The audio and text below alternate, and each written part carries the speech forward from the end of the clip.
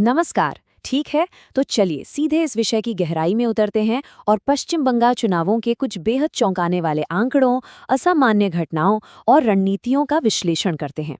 बिना किसी पक्षपात के बिल्कुल निष्पक्ष होकर ये समझने की कोशिश करते हैं कि आखिर इन चुनावों को एक राजनीतिक प्रयोगशाला क्यों कहा जा रहा है।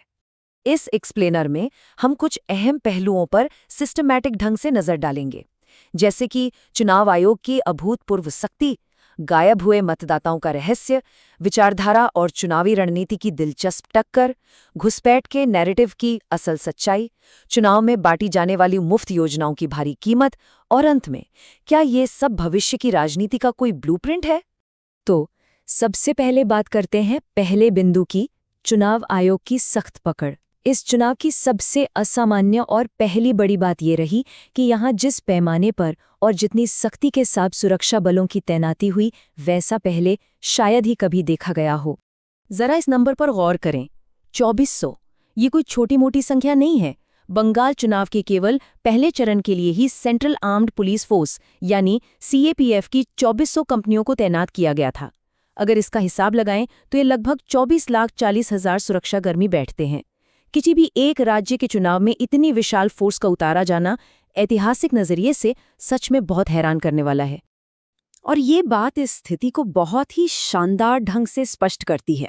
एक तरफ मणिपुर का उदाहरण है, जहां इतने गहरे संकट के दौरान केंद्र ने CAPF की सिर्फ 290 कंपनियां भेजी थीं, और दूसरी तरफ बंगाल में महज चुनाव संपन्न कराने के लिए 2400 कंपनियां। ये जो अंतर है ना, ये संस्थागत प्रतिक्रिया के पैमाने को बिल्कुल शीशे की तरह साफ कर देता है। और बात सिर्फ सुरक्षा बलों की भारी तादाद तक ही सीमित नहीं है। चुनाव आयोग के निर्देश भी असाधारण रूप से सख्त रहे।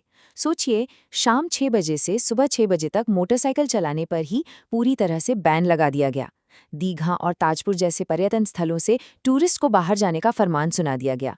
800 से ज्यादा लोगों पर उपद्रवी का ठप्पा लगाकर उन्हें लिस्ट में डाल दिया गया। और सबसे कमाल की बात तो ये है कि अकेले बंगाल में 483 स्थानीय अधिकारियों के तबादले कर दिए गए। अगर इसी समय चुनाव वाले तमिलनाडु और केरल जैसे बाकी राज्यों को मिला भी ले, तो यह आंकड़ा वहां कुल मिलाकर सिर्फ 23 अधिकारियों का था। है ना सोचने वाली बात। चलिए अब रुख करते हैं दूसरे अहम पहलू का, गायब मतदाताओं का रहस्य। सुरक्षा के मुद्दे से थोड़ा आगे बढ़ें तो चुनाव की जो सबसे बुनियादी चीज होती है, यानी मतदाता सूची, वहां भी कई बड़े संस्थागत और प्रणालीगत मुद्दे देखने को मिले हैं, खासकर इस विवादास्पद SIR प्रक्रिया को लेकर। आइए इस पूरी प्रक्रिया को स्टेप बाय स्टेप समझते हैं। हुआ यूं कि सबसे पहले SIR प्रक्रिया का इस्तेमाल करके अचानक 27 लाख लोगों के नाम वोटर लिस्ट से डिलीट कर दिए गए।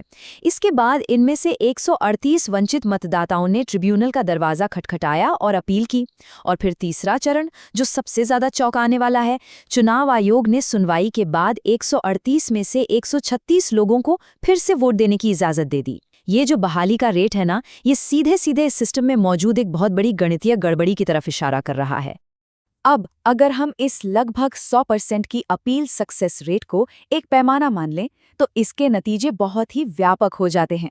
इसका सीधा सा मतलब ये निकलता है कि जिन 27 लाख लोगों के नाम काटे गए, उनमें से करीब 25 लाख मतदाता पूरी तरह से वोट डालने के योग्य हो सकते थे, लेकिन सिर्फ प्रशासनिक अड़चनों के चलते वो अपने इस लोकतांत्रिक अधिकार से वंचित रह गए। किसी भी चुनाव प्रणाली के लिए ये वाकई में विचार करने योग्य एक बहुत बड़ा विषय है।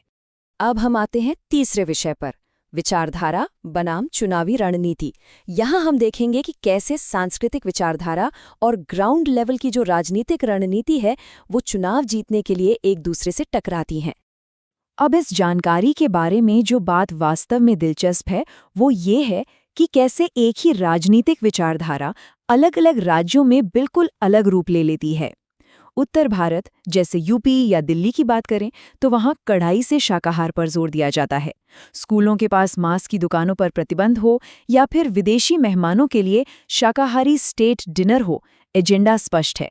लेकिन इसके बिल्कुल विपरीत पश्चिम बंगाल में मतदाताओं को लुभाने के लिए वही नेता कैमरे के सामने जमकर मछली और मांस खाते हुए चुनाव प्रचार कर रहे हैं। जरा इस बयान पर गौर कीजिए। मैं टेबल पर बैठूंगा और मांस खाने की प्रतियोगिता करूंगा। अंत में मैं आपसे 1 किलो ज्यादा मांस खा जाऊंगा। ये शब्द एक मुख्यमंत्री के हैं जो उन्होंने बंगाल के मुख्यमंत्री को चुनौती देते हुए कहे थे। इस बयान को सुनकर ये बात अपने आप साफ हो जाती है कि राजनीतिक विचारधारा में जरूरत के हिसाब से कितना भारी लचीलापन आ सकता है।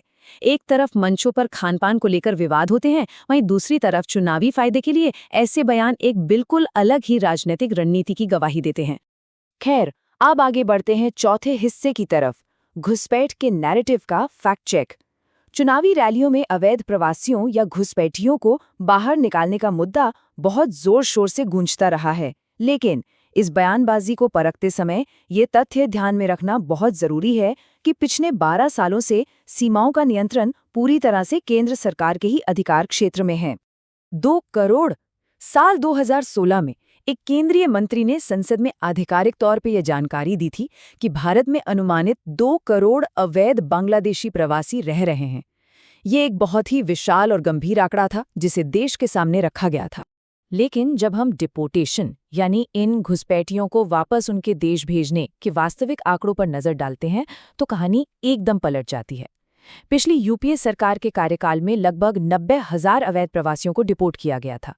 वहीं दूसरी ओर वर्तमान एनडीए सरकार अपने इस तीसरे कार्यकाल तक आते आते केवल 2-3 हज़ार लोगों को ही डिपोर्ट कर पाई है। ये जो सरकारी डेटा है और जो घुसपैठियों को आक्रामक तरीके से बाहर निकालने की राजनीतिक बयानबाजी है, इन दोनों के बीच का ये अंतर काफी कुछ स्पष्ट कर देता है। चलिए अब आते हैं 5वें और एक बेहद चुभते हुए विषय पर, मुफ्त योजनाओं की भारी कीमत। चुनाव के दौरान वादों की झड़ी लगना तो जैसे आम बात हो गई है, लेकिन सबसे बड़ा सवाल जो उठना ही चाहिए वो ये है कि इन बड़े बड़े वादों को पूरा करने के लिए जो अथाह पैसा चाहिए वो आखिर आएगा कहाँ से। आइए राज्य की जमीनी आर्थिक सच्चाई को समझते हैं। राज्य की वित्तीय स्थिति के आंकड़े खुद ब खुद बहुत कुछ बयां करते हैं। पश्चिम बंगाल का डेट टू जीएसडीपी अनुपात खतरनाक रूप से 40% के स्तर पर खड़ा है। पूरे देश में पंजाब के बाद ये दूसरा सबसे ज्यादा कर्ज में डूबा हुआ राज्य है।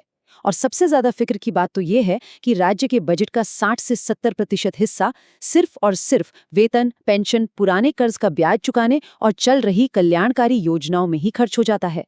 इतनी नाजुक अर्थव्यवस्था के बावजूद खर्चीले राजनीतिक वादों की कोई कमी नहीं है।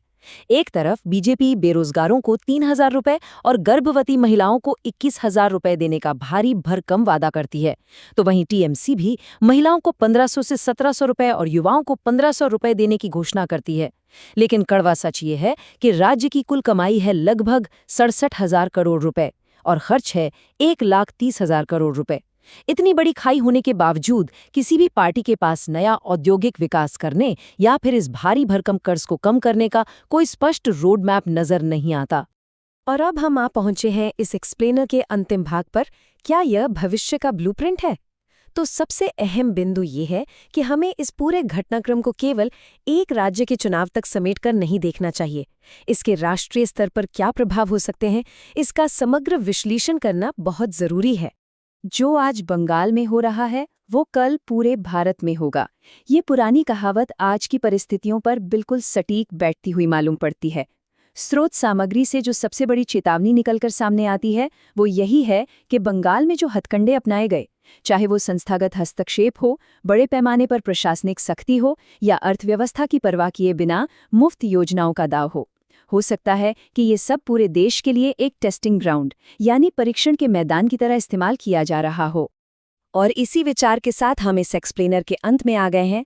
ये सब देखने समझने के बाद एक बहुत ही गहरा सवाल सामने खड़ा हो जाता है, क्या बंगाल चुनाव में जो चरम ध्रुवीकरण, जो प्रशासनिक अड़चनें और मुफ्त की रेवड़ियों की संस्कृति हमने देखी, क्या वही भविष्य के सभी चुनावों के लिए एक नया मानक बन जाएगी?